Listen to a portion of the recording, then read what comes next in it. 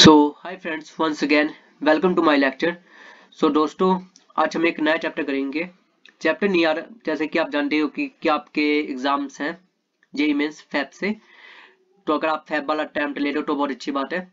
तो उसी के लिए मैं एक न्यूमेरिकल सीरीज लॉन्च कर रहा हूँ, जहाँ पे हम सिर्फ न्यूमेरिकल करेंगे हर चैप्टर से। तो आज फर्स्ट चैप्टर में स्टार्ट करता हूँ हमारा डिटरमिनेंट। अब आपको डिटरमिनेंट क्यों? क्योंकि इसमें से एक क्वेश्चन पक्का आता है, एक क्वेश्चन हमारा डिटरमिनेंट्स में से। और इसके जो कंसेप्ट है वो मैट्रिसेस से मिलते हैं और बोर्ड में भी ये आपको हेल्प करेगा। तो इसीलिए हम डिटरमिनेंट से ही स्टार्ट करते हैं। तो देखते हैं फर्स्ट क्वेश्चन। ये क्वेश्चन हमारा है 2019 में 12 अप्रैल सेकंड शिफ्ट। तो आप देख सकते हो कितना लेटेस्ट क्वेश्चन है ये। तो देखते हैं, ए वैल्यू ऑफ थीटा, ठीक है, थीटा हमें फाइंड आउट करना है, which belongs to 0 to π/3, 0 to π/3 के बीच में। यानी इन शॉर्ट अगर बताऊं तो हमें क्या निकालना है, हमें थीटा फाइंड आउट करना है। हमें क्या करना है, थीटा फाइंड आउट करना है। ठीक है, जैसे ही इतना समझ में आ गया कि क्वेश्चन में करना क्या, फाइंड आउट करना क्या, फटाफट एक बार क्वेश्चन देखो। ये एक मुझे क्या दिया हुआ है, डिटरमिनेंट। यहाँ पे मुझे दिख रहा है कि साइंस के थीटा कॉस के थीटा है। ये साइंस के थीटा कॉस के थीटा हर लाइन में ये, ठीक है, हर कॉलम में। अगर आप देख सकते हो इस कॉलम में, इस कॉलम में, है ना। तो फटाफट मुझे क्या स्टैक करना चाहिए, साइंस के थीटा को मैं एस से डिनोट कर रहा हूं, यानी साइन को मैं एस से डिनोट कर रहा हूं और कॉस स्क्वायर को मैं सी से। Sine square theta plus cos square theta equal to क्या होता है, 1, पता है। तो वैसे ही मैं डायरेक्ट कह सकता हूं ना कि मैं अगर इन दो कॉलम को अगर ऐड कर दूं तो मेरे पास कुछ ना कुछ तो आइडेंटिटी बन जाएगी। तो मुझे क्या करना है, column one equal to column 1 plus column 2 कर सकता हूं मैं ये। चलो करके देखते हैं। आप नॉर्मली भी इसे खोल सकते हो, नॉर्मली इसे डिटरमिनेंट जैसे हम खोलते हैं उस तरीके से एक्सपेंड करके कर सकते हो। पर क्या बेनिफिट है, कोई बेनिफिट है? बहुत ही हार्ड हो जाएगा आपके लिए, आप कर ही नहीं पाओगे। तो फटाफट इसे जैसे करूंगा 2, क्यों, cos का थीटा प्लस sin का थीटा 1, और ये 1 पहले से गिवन है।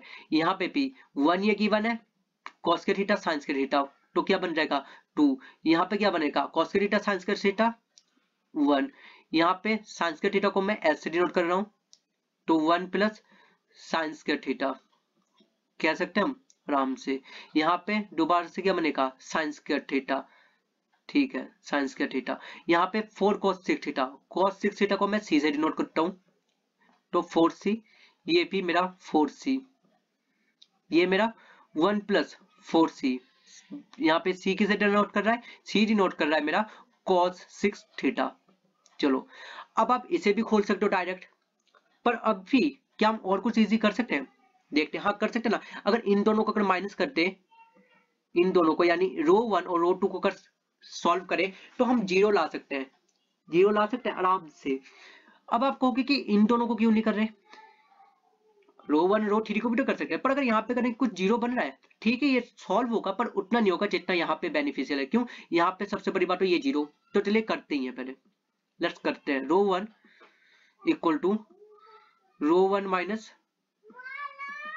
रो 1 minus row 2, row 1 minus row 2, solve करके ही देखते हैं। यहाँ पे जीरो, बहुत अच्छी बात है। साइंस का थीटा माइनस 1 माइनस साइंस का थीटा, साइंस का थीटा साइंस का थीटा कर जाएगा और 1। अब अगर मैं यहाँ पे लिख के दिखाऊं आपको कि मैं साइंस का थीटा माइनस 1 प्लस साइंस का थीटा, इतना टाइम ना होता नहीं है, इतना टाइम आपको एग्जाम में नहीं मिलने वाला। आपको 3 मिनट के अंदर क्वेश्चन सॉल्व करना होता है। तो यहाँ पे 4c जीरो, यहाँ पे 2 माइनस, यहाँ पे एज इट इज आ जाएगा 2, ये 1, ये 1 प्लस एस और नीचे भी s, जहां पे s क्या मेरा, s है साइंस के थीटा। मैं बार बार याद कह रहा हूं आपको कि ये चीज आपको याद रखना है। अब आप cos 6 थीटा लिखने में जितना टाइम वेस्ट करोगे ना, आप फटाफट वहां पे ऐसे एक डेजिग्नेशन ले सकते हो, x y c कुछ भी एक अपने आप से, और वो आपको याद रखना है हमेशा कि हाँ मैंने इसे। तो 1 प्लस 4 cos 6 थीटा को 1 प्लस 4c। अब देखते हैं आगे हम कैसे अपने से एक्सपेंड कर सकता हूँ आराम से, क्योंकि अब तो जीरो है, जहां पे भी जीरो है वहां पे तो मुझे कुछ सोचना है, डायरेक्ट ही जीरो। ये अब मुझे ये खोलना है सेकंड रो, अब मुझे कैसे खोलना है, ये फर्स्ट रो है, सॉरी मेरी फर्स्ट रो, ये फर्स्ट रो और ये सेकंड कॉलम, इसे खोलना है। जैसे ही खोलना है मैं देख रहा हूँ 2 और ये 4c, ये 1 और ये 4, 1 प्लस 4c, डायरेक्ट कर सकता हूँ मल्टीप्लाई, डायरेक्टली करके दिखाता हूँ। अब माइनस वन, माइनस और माइनस वन प्लस वन, तो डायरेक्ट लिखो प्लस वन। यहाँ पे 2 इंटू 1 प्लस 4c, डायरेक्ट करो 2 प्लस 8c, इससे भी डायरेक्ट करके दिखाता हूँ क्योंकि आपको क्वेश्चन किस तरीके से अटेम्प्ट करना है यही दिखाना है मुझे। देखो और इजी वे से plus one direct, plus one को लिखने की कोई जरूरत ही नहीं है। 0 0 पता ही है, कुछ इसका काम है नहीं। 0 -1 ये प्लस वन पता ही है, डायरेक्ट देखो 2 प्लस 4c यानी कितना बन जाएगा 2 प्लस 8c, और ये माइनस कितना है, माइनस कितना है 4c, तो कितना बन जाएगा माइनस के बाद 2 प्लस 8c माइनस 4c, तो 2 प्लस 4c। देखो आप जितने में लिखते 0 -1 इतना लिखना ही नहीं है 0, इसे सॉल्व करना है। c की वैल्यू डायरेक्ट निकाल सकते हैं यहाँ पे, c कितना रहा है -12, c कितना रहा है -12 डायरेक्ट। अब मुझे क्या पता था कि c जो मेरा है ये c एक्चुअल में नहीं है, ये क्या है cos 6 थीटा, ये क्या है मेरा cos 6 थीटा, मुझे ये पता था। और अब मुझे किसकी वैल्यू निकालनी है, अब मुझे निकालना है थीटा, अब मुझे क्या निकालना है थीटा, अब मुझे यहाँ पे जाना है। अब cos 6 थीटा में क्या हुआ है, तो क्या कुछ वैल्यू बनेगी, अब हमें ये फाइंड आउट करना है क्या कुछ वैल्यू यहाँ से बन रहा है, तो हमें इसके ऊपर देखना है, इसी के ऊपर अब हमारा मेन फोकस रहेगा। तो चलिए देखते हैं, हमें पता है कि -1/2 ये कब होता है, -1/2 कब होता है, हमें ये, अगर आपको ट्रिग्नोमेट्रिक फंक्शन याद है, ट्रिग्नोमेट्रिक कोड से 30 90 0 45 60, अगर आपको ये वैल्यूज याद है तो आप आराम से कर सकते हो, आराम से कर सकते हो। cos 2π/3 याद रख लो, cos 2π/3 हमारा क्या होता है -1/2, याद रखना, यहां से याद रखना। और ये cos 6 थीटा हमारे पास ऑलरेडी गिवन है, तो ये मैं कर रहा हूं सॉल्व। अब मैं यहां से ये cos कट जाएगा, ये थीटा कितना हो जाएगा, थीटा को अगर मैं यहाँ पे रखूं तो ये 6 नीचे आएगा, 2 से 1/3, तो ये कितना कट जाएगा π/9, theta equal to π/9, theta equal to π/9 आपका आंसर आ गया, ये आपका आंसर आ गया ए, थीटा π/9। तो इस तरीके से आपको बिल्कुल फास्ट करना है, बहुत फास्ट करना है आपको। तो चलिए नेक्स्ट क्वेश्चन की तरफ चलते हैं। अब ये क्वेश्चन देखो, ये क्वेश्चन भी हमारा कब आया हुआ है 2019 10th अप्रैल, ये भी 10th अप्रैल का है और सेकंड शिफ्ट का है, बहुत ही इजी क्वेश्चन है। The sum of real roots of the equation, the sum of the real root of the equation हमें यहाँ पे निकालना है। यहाँ पे क्या कुछ सब्ट्रैक्ट ऐड करके कुछ मिलता है, देखते हैं। तो हमें दिख रहा है कि यहाँ पे कुछ भी ऐसा करके नहीं मिलेगा हमें, तो हमें पता है कि हमें इस क्वेश्चन में न्यूमेरिकल नॉर्मली इसे सॉल्व करना है। तो चलिए नॉर्मली सॉल्व करते हैं। नॉर्मली कैसे सॉल्व करें, ये एक्स, यहाँ पे पीछे क्या बच रहा है ये चीज और ये चीज, इसे सॉल्व करते हैं। -3x² और -6x, ठीक है। अब इसे सॉल्व करते हैं हम, माइनस हो जाएगा हमारा, तो प्लस का आ जाएगा 2x² -6, पर ब्रैकेट में माइनस पहले ही है क्योंकि क्या होता है दिस माइनस दिस, तो इसलिए यहाँ पे क्या बन जाएगा -2x² और प्लस का 6x। तो चलिए, और x हमारे पास पहले ही गिवन है तो डायरेक्ट मल्टीप्लाई करो, जितनी फास्ट करोगे उतना ही अच्छा है। पर एक बात ध्यान रखना कि ज्यादा फास्ट के चक्कर में गलती मत कर देना, इसीलिए कुछ स्टेप लिख लो। अब मैं आपको बताता हूँ कि कौन से नेसेसरी स्टेप है जिन्हें आपको लिखना पड़ेगा, जिनके बिना आप क्वेश्चन नहीं कर सकते हो। ये स्टेप आपको लिखना पड़ेगा। -2x² और यहाँ पे प्लस का 6x, ये एक नेसेसरी स्टेप है और ये आप लिखना पड़ेगा, इसके बिना आप क्वेश्चन को, अगर आप सॉल्व कर पा रहे हो तो बहुत अच्छी बात है, पर अगर आप अटक जाते हो तो ये बहुत गलत बात है। अब आते हैं, यहाँ पे क्या है माइनस होता है, पर माइनस माइनस प्लस, यहाँ पे डायरेक्ट करो प्लस का 6। चलिए अब यहाँ पे देखते हैं, इसमें 2 इंटू एक्स प्लस 2, तो क्या बन जाएगा एक हिसाब से 2x प्लस 4, लो डायरेक्ट लिखो 2x प्लस 4, यहाँ पे माइनस का 3x, माइनस का 3x बन रहा है और माइनस पहले से तो प्लस का बन जाएगा, यानी प्लस का 3x, और यहाँ पे प्लस का 9 बन रहा है यानी माइनस का 9 बनेगा। कैसे बन रहा है, ये माइनस का था, ये भी माइनस का था, मल्टीप्लाई करके हमें क्या मिल रहा था, प्लस का 9, पर माइनस तो पहले से ही बाहर है, तो क्या बनेगा, -9। क्या बनेगा, -9। अब आते हैं -1, इस -1 को सॉल्व करते हैं। 2 to 4x, और ये कितना बनेगा, माइनस का 9x। तो यहाँ पे से हम डायरेक्ट क्या दिख रहा है हमें, माइनस का 5x। तो इसे डायरेक्ट, जितनी डायरेक्ट सॉल्व कर सकते हो उतना करने की कोशिश कर, क्या करो, -5x इक्वल टू 0। हमें निकालना क्या है, the sum of the real roots, the sum of the real roots. अब हमें क्या करना है, इस पूरे इक्वेशन को सॉल्व करना है। पूरे इक्वेशन को सॉल्व करते हैं, यहां से करते हैं। ये -5x² बन जाएगा, और ये 6x से 6x तो कट ही जाएगा, बहुत अच्छी बात है। 2x और ये 5x बन जाएगा, यहां से -5। तो चलिए करते हैं, x into -5x², x into -5x² plus 6 into 5x -5,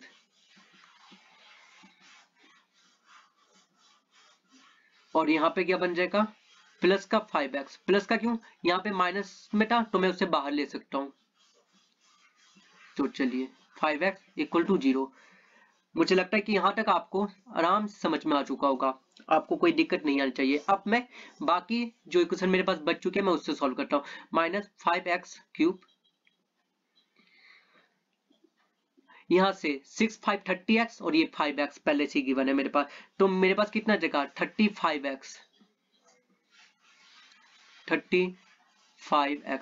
कैसे किया मैंने, 6 5 30, 30x, ये 5x है तो 35x, और ये माइनस का 30 इक्वल टू 0, इक्वल टू 0। अब आते हैं हमारे अगले क्वेश्चन में।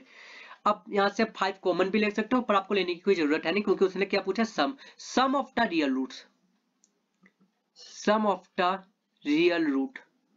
इसका फॉर्मूला याद रख लो हमेशा, कोफिशिएंट ऑफ किसका, x², coefficient of x² upon coefficient of x³। याद रख लो, कभी भी अगर आपको ट्राइनोमियल फंक्शन दिया हुआ हो, अगर गिवन क्या हो, ट्राइनोमियल फंक्शन, और आपको कोई पूछते कि उनके सम का, उनके रियल रूट का सम बताओ कितना है, तो हमेशा करना है सम के लिए coefficient of x² upon coefficient of x³। अब यहाँ पे देखो, क्या x² है, नहीं है, मतलब 0 कोफिशिएंट, तो यहाँ पे जैसे मैं पुट करूंगा 0, चाहे नीचे कुछ भी हो, इन्फिनिटी हो, 1 हो, रियल नंबर हो, इंटीजर हो, कुछ भी हो, क्या आंसर आएगा, फाइनल आंसर क्या आएगा, फाइनल आंसर मेरे पास 0 ही आएगा। तो यहाँ से मैं क्या कर सकता हूँ, ये मेरा 0, ये मेरा आंसर हो गया, ये मेरा क्या होना चाहिए, आंसर। तो अब हम क्या करेंगे, अब हम चलते हैं अपने नेक्स्ट क्वेश्चन की तरफ। तो चलिए मूव करते हैं, एक और क्वेश्चन देखते हैं। तो मुझे लगता है कि आपको ये क्वेश्चन भी आ चुका होगा, और आप देख सकते हैं इससे हम फास्ट भी कर रहे हैं। तो चलिए अब करते हैं इस क्वेश्चन को।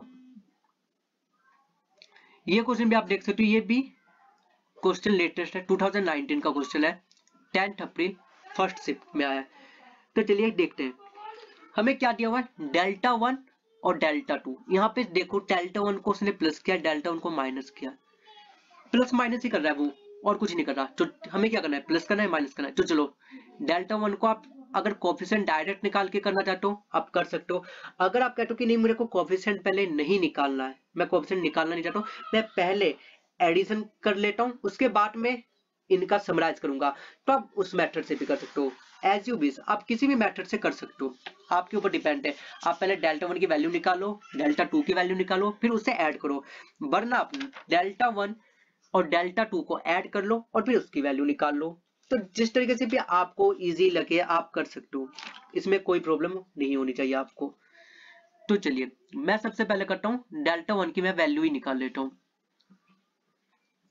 तो देखते हैं इनकी वैल्यू क्या आने वाली है। तो मैं x को यहाँ पे रखता हूँ, जैसे कि हमने वहां पे किया था, फटाफट करेंगे। ये -x और ये 1 बनेगा। तो चलिए देखते हैं किस तरीके से बनता है। यहाँ पे x और उसके बाद बन जाएगा मेरा plus minus minus x 1 minus x square. ठीक है, ये बन जाएगा माइनस एक्स क्यूब। कैसे बनेगा, ये देखो एक्स स्क्वायर बन रहा है ना, और यहाँ से मल्टीप्लाई में तो x है ही है, तो यहाँ से बन रहा है plus -1 sine theta cos theta. तो साइन थीटा को मैं s से रिप्रेजेंट कर रहा हूँ और कॉस थीटा को मैं c से रिप्रेजेंट कर रहा हूँ, c माइनस साइन थीटा, और यहाँ पे बन जाएगा cos theta minus sine theta cos theta, plus में आएगा एक्स स्क्वायर, प्लस में आएगा x square cos theta, sorry x आएगा, एक्स के साथ आएगा x cos square theta, x cos square theta minus x, और अब आएगा प्लस में एक्स साइन स्क्वायर थीटा। ठीक है, एक्स साइन स्क्वायर थीटा। अब अगर मैं देखूं तो इससे ये कट जाए, sign square theta cos square theta, ये पूरा ही कट जाएगा, ये पूरा कट जाएगा, और फिर आएगा आपका answer finalize minus x cube. अब यहाँ पे अगर देखूं same as it is, sine theta sine 2 theta, sine theta और साइन 2 थीटा, आप देखो अगर पूरा ही क्वेश्चन सेम है, बस साइन थीटा की जगह साइन 2 थीटा यूज किया गया है। आपको पता होगा कि अगर कॉस स्क्वायर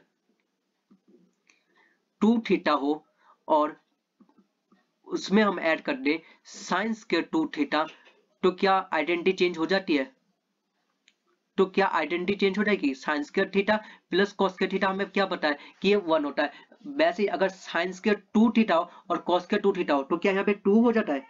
नहीं, तब भी ये 1 ही रहता है। क्यों? क्योंकि थीटा सेम होना चाहिए।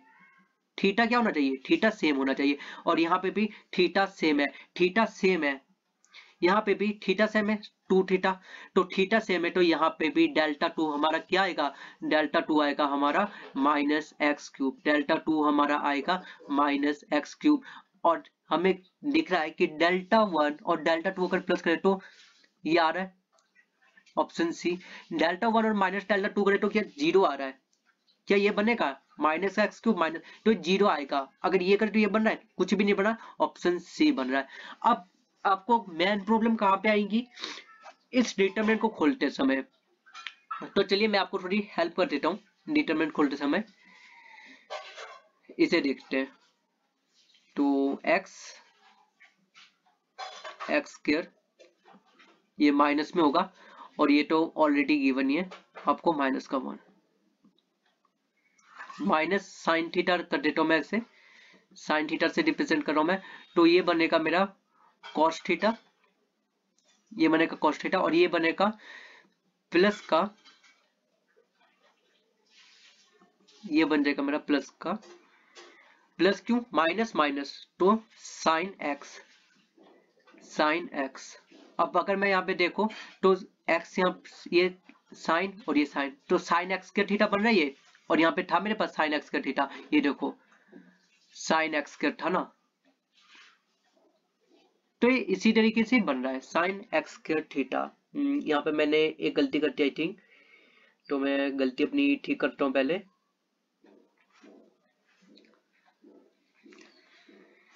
यहाँ पे होगा हमारा एक्स का थीटा, नहीं गलती नहीं हुई, ठीक ही है, साइन स्क्वायर थीटा, और यहाँ पे बनेगा, देखते हैं यार कुछ साथ थोड़ी गड़बड़ी हुई है कहीं पे, तो साइन एक्स, ठीक है, हाँ गड़बड़ी ये हुई है कि ये मैंने लिख दिया गलत, यहाँ पे ये माइनस का होगा, ये देखो कहाँ पे गड़बड़ी हुई, तो ये गड़बड़ी आपको वहां पे नहीं करनी है।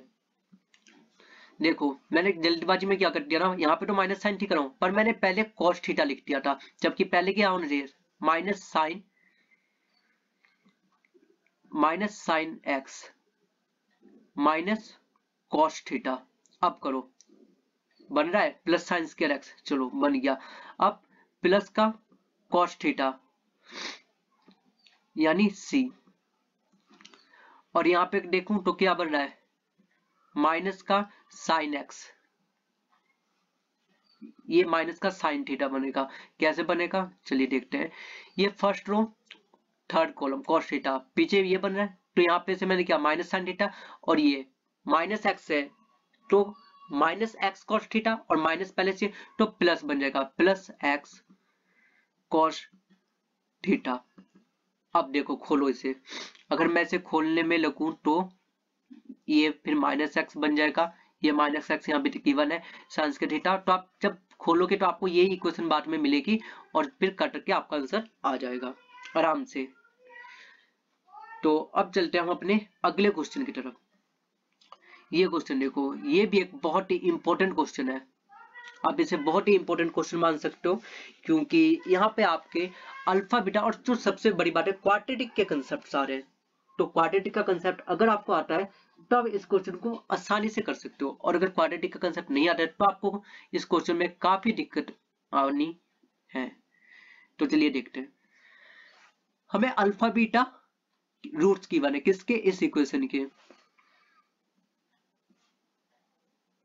इस इक्वेशन के x square plus x plus 1 equal to 0, और हमें ये एक डिटरमिनेंट गिवन है। अब हमें क्या कह रहे हैं कि डिटरमिनेंट किसके इक्वल है, y के टर्म्स में पूछ रहा है हमसे।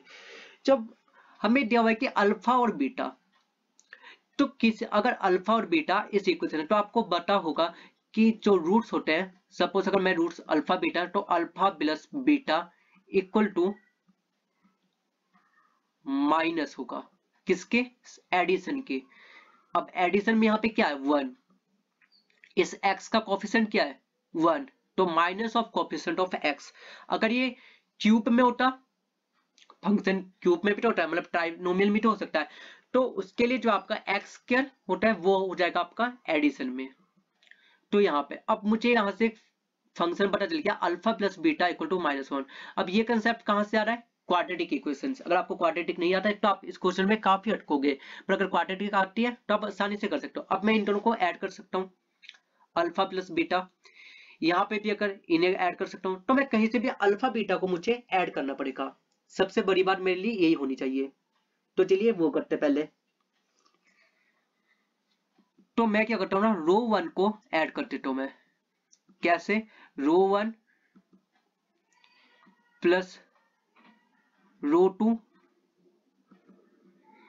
प्लस रो 3। चलिए देखते हैं क्या होगा, y plus 1 plus alpha plus beta, alpha plus beta -1 है और यहाँ पे ऑलरेडी +1 है, डायरेक्ट कट हो जाएगा और y मेरे पास बच जाएगा। यहाँ पे भी अल्फा प्लस बीटा कितना होगा -1, -1 y प्लस 1 ऑलरेडी गिवन है, तो कट कटा के मेरे पास क्या बन जाएगा y। यहाँ पे beta plus 1 plus y plus alpha, alpha plus beta -1 और 1 से कट जाएगा और बच के जाएगा y।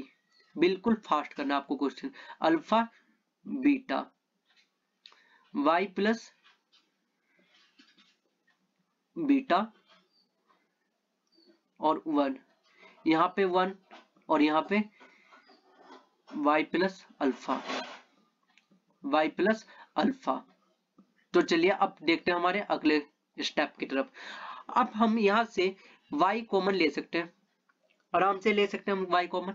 अब y कॉमन लो या फिर डायरेक्ट आप सब्ट्रैक्ट कर दो, आप कुछ भी कर सकते हो। आप y कॉमन लेके करो वरना आप डायरेक्टली y को सब्ट्रैक्ट करो। अब सब्ट्रैक्ट कैसे करना है, अब ये देखो, column 2 equal to column 2 minus column 1 कर दो।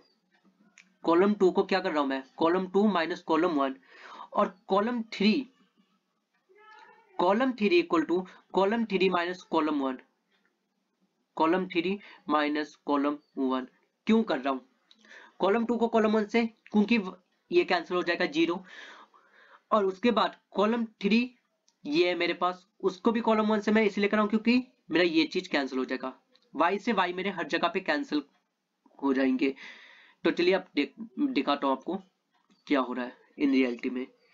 तो इन रियलिटी यहाँ पे बन जाएगा मेरा y as it is, minus होने के बाद ये 0, ये कॉलम कोई चेंजिंग नहीं, as it is alpha beta, और यहाँ पे क्या बन जाएगा y plus beta, y plus beta minus alpha, और यहाँ पे क्या बन जाएगा 1 माइनस अल्फा, 1 माइनस अल्फा, यहाँ पे क्या बन जाएगा 1 माइनस बीटा, और यहाँ पे क्या बन जाएगा y plus alpha minus beta, y plus alpha minus beta. अब क्वेश्चन आपके लिए बहुत इजी है। क्यों इजी है? इन दोनों पार्ट्स को तो आपको देखना ही नहीं है, आपको तो बस फर्स्ट रो फर्स्ट कॉलम इसी चीज को देखना है। तो चलिए देखते हैं। y, इसे जब मैं कर रहा हूं तो मेरे पास ये और ये, इन दोनों को आप जैसे ही खोलोगे, कैसे खोलोगे कि वो भी मैं बता देता हूं कि आपको क्या खोलना है। उसके बाद आपको खुद करना है, खुद करके कमेंट बॉक्स में मुझे बताना कि आंसर कितना आया। ये into y plus alpha minus beta, y plus alpha minus beta multiply करो, और यहां पे 1 माइनस अल्फा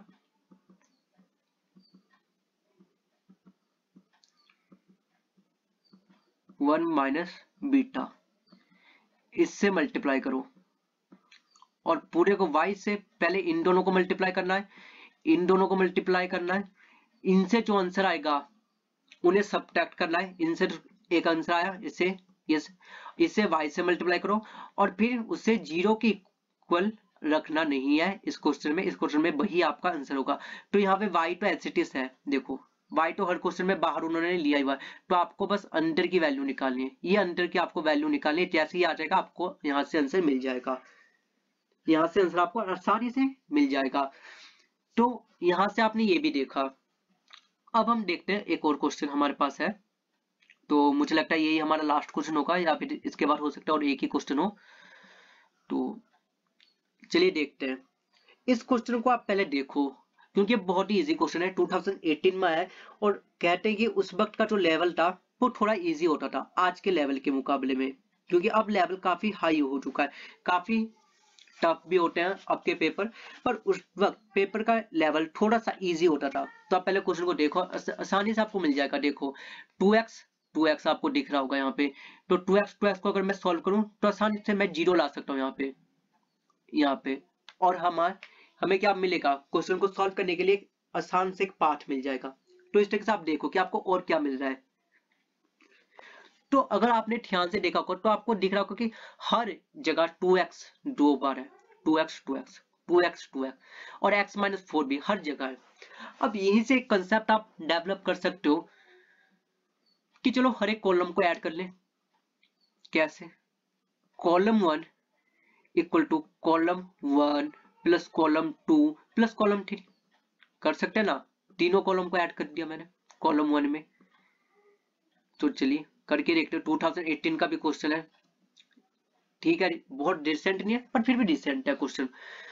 तो 2x 4x plus 5x minus 4, 5x minus 4 यहाँ पे भी, 5x माइनस 4 यहाँ पे भी, तीनों जगह क्या बन रहा है 5x माइनस 4। तो 5x माइनस 4 जैसे बन रहा है, अब आपको दिख रहा है तो आप डायरेक्ट ना कॉमन ले लो, आपको ज्यादा कुछ करने की जरूरत नहीं है। आपको कि मुझे तो दिख ही रहा है कि 5x माइनस 4 बनना है, हर एक जगह बनना है 5x माइनस 4। तो मैं 5x माइनस 4 को ना कॉमन ले लेता हूं, लो कॉमन ले लो डायरेक्ट। अब करो क्वेश्चन को सॉल्व। अब क्वेश्चन आपके लिए, आपने 2-3 स्टेप यहाँ पे स्किप किए, आप देख सकते हो कितने स्टेप मैं यहाँ पे स्किप करके कर रहा हूँ, क्यों? सिर्फ फास्ट करने के लिए क्वेश्चन को। अब क्या करना है 2x, यहाँ पे क्या है x माइनस 4, यहाँ पे क्या है 2x, यहाँ पे क्या है 2x, यहाँ पे अगेन 2x, और यहाँ पे क्या है x माइनस 4। अब देखो माइनस कर सकता हूँ, माइनस कर सकता हूँ, आराम से कर सकता हूँ, कोई प्रॉब्लम नहीं होनी चाहिए। 1 माइनस 1 0, 1 माइनस 1 0 करके आराम से कर ही सकता हूँ मैं। पर मैं क्या कर सकता हूँ, a और b, ए प्लस बी एक्स, यहाँ पे भी कुछ वैसा ही बन रहा है, ए प्लस बी एक्स लिख सकता हूं मैं, लिख सकता हूं -4 प्लस 5x, आराम से लिख सकता हूं मैं।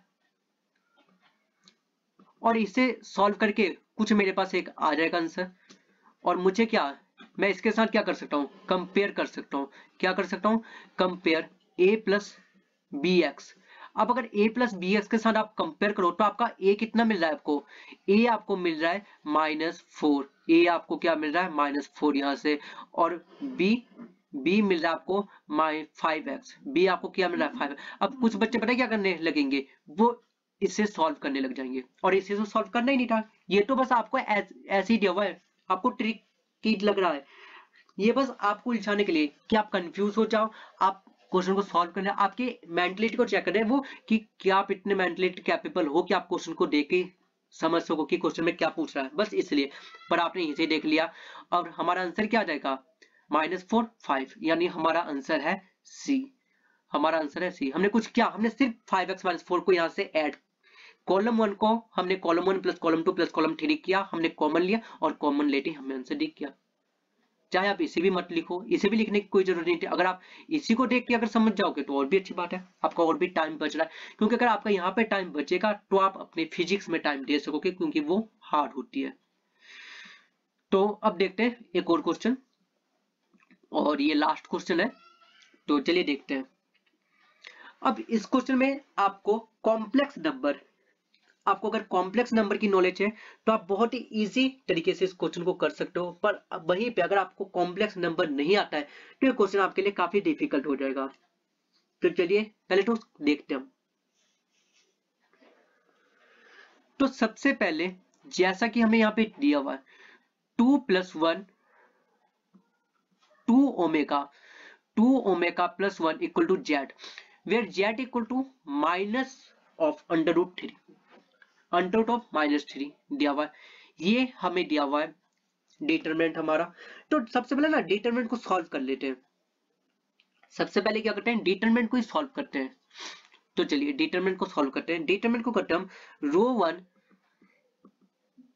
Equal to ρ1 plus ρ2 plus ρ3, ρ1 plus ρ2 plus ρ3 कर सकते हैं, ठीक है देखते हैं। तो जैसे ये करेंगे तो यहाँ पे आ जाएगा 3, यहाँ पे 1 से ये कैंसिल ही हो जाएगा, और हमारे पास बच जाएगा omega square 1 minus -1 omega square 0, यहाँ पे 1 प्लस ओमेगा स्क्वायर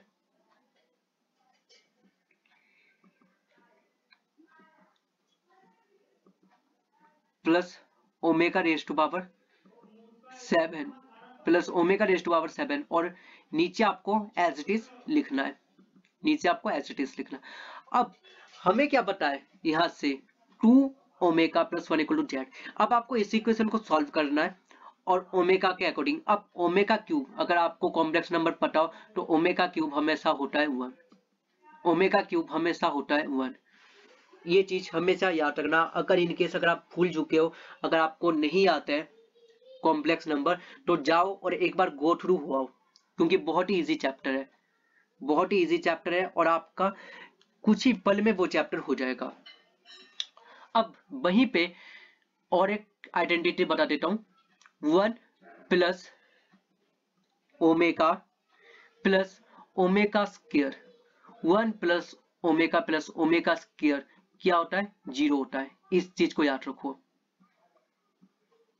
इस चीज को। अब ओमेगा 3 अगर 1 है तो ओमेगा 9 कितना होगा, ओमेगा 9 कह लो, ओमेगा 6 कह लो, कितना होगा, ये भी 1 होगा। क्यों, क्योंकि omega raise to power 3n, omega raise to power 3n हमेशा क्या होता है, 1 होता है, ठीक है, तो ये याद रखना है। अब यहाँ पे क्या, ओमेगा 7 को मैं कैसे लिख सकता हूँ, कुछ आइडिया, तो चलिए देखते हैं। ओमेगा 7 को लिख सकते हैं, ओमेगा 6 लिख सकते हैं, हाँ लिख सकते हैं बिल्कुल। ओमेगा 6 इंटू क्या है, ओमेगा 6 क्या है, ओमेगा रेज 3 इंटू 2, ओमेगा 3 क्या है 1, तो ये तो 1 का स्क्वायर 1 ही बन गया, और ये क्या है पूरा ही ओमेगा, तो ये क्या बन जाएगा एक हिसाब से 1 plus omega square plus omega. वाह सही है, बन की बात। और ये चीज मुझे पता है 0 की इक्वल होती है, बहुत अच्छी बात है। क्यों अच्छी बात यहाँ पे इसलिए है क्योंकि यहाँ पे तो सिर्फ 3 है, ये 0 पहले से बन गया और ये भी मेरा 0 ही बन गया। क्या बात है। अब मुझे क्या करना है, सिर्फ 3 को ही तो खोलना है, सिर्फ 3 को ही तो खोलना है। तो चलिए खोल के देखते हैं। 3 को ही जैसे खोलने गए तो ये मुझे पता है क्रॉस मल्टीप्लाई होगा, ये मुझे पता है क्रॉस मल्टीप्लाई होगा, जो मुझे गिवन है। अब गिवन में भी आप क्या कर सकते हो, ओमेगा स्क्वायर और ये ओमेगा 7, ओमेगा 7 को आप क्या लिख सकते हो डायरेक्ट, ओमेगा 7 को डायरेक्ट में ओमेगा लिख सकता हूं। सोचो पहले 2 मिनट बहुत अच्छी तरीके से सोचना कि क्या ओमेगा 7 को मैं ओमेगा लिख सकता हूं। जी हाँ, मैं ओमेगा 7 को ओमेगा लिख सकता हूं। क्यों, क्योंकि ओमेगा 6 इंटू ओमेगा, ओमेगा 6 क्या बन रहा है ओमेगा 3 इंटू ओमेगा 3 1 है, 1 ऊपर स्क्वायर है तो 1 ही बन गया तो ओमेगा। तो आसानी से आप कह सकते हो, कोई प्रॉब्लम आपको नहीं होनी चाहिए। और फिर आपको इसे खोलना है। क्यों, आपके पास ओमेगा यहाँ पे तो डायरेक्ट ओमेगा आ जाएगा, तो ओमेगा क्यूब माइनस ओमेगा और ये ओमेगा रेज़ टू पावर 4। आप जैसे इसे खोलोगे आप इक्वल टू 3k, आपके पास एक वैल्यू आएगी इक्वल टू 3k, और वहां से आपको आंसर मिलेगा और वहां से आप k की वैल्यू निकालो। जैसे ही इसे खोलोगे इक्वल टू 3k, यानी 3 तो पहले ही गिवन है, 3 तो पहले ही गिवन है, इसको खोल के आपको जो भी मिलेगा डिटरमिनेंट खोल के आपको वो आपकी k की वैल्यू होगी, और आपको सिर्फ आप डिटरमिनेंट ही खोलना है। तो यार मैंने आपको 2 क्वेश्चन आई थिंक, एक मेरा ये वाला क्वेश्चन हो गया, ये तो मैं आपको करवा चुका हूं, और एक ये वाला क्वेश्चन, इन 2 क्वेश्चन के आपको आंसर कमेंट बॉक्स में लिखना है। तो कमेंट बॉक्स में आंसर पक्के से बताना। और ये क्वेश्चन थे, तो इन क्वेश्चनों को एक बार खुद रिवाइज करके देखो, और अगर कहीं पे डाउट हो तो कमेंट बॉक्स में बताना। बाकी अब से डेली इस तरीके से मैं 5-6 क्वेश्चन आपके लिए लेके आऊंगा, जो कि आपको बहुत फास्ट वे से करने। तो ठीक है गाइस, चलो मिलते हैं अब अगले लेक्चर में। अगर ये वीडियो हेल्पफुल लगा तो फिर वीडियो को लाइक करना, अपने दोस्तों से साथ शेयर करो, और चैनल को सब्सक्राइब करना, और कमेंट करके बताओ कि अब आपको नेक्स्ट किस चैप्टर के ऊपर क्वेश्चन चाहिए। ठीक है, चलो मिलते हैं अगले लेक्चर में।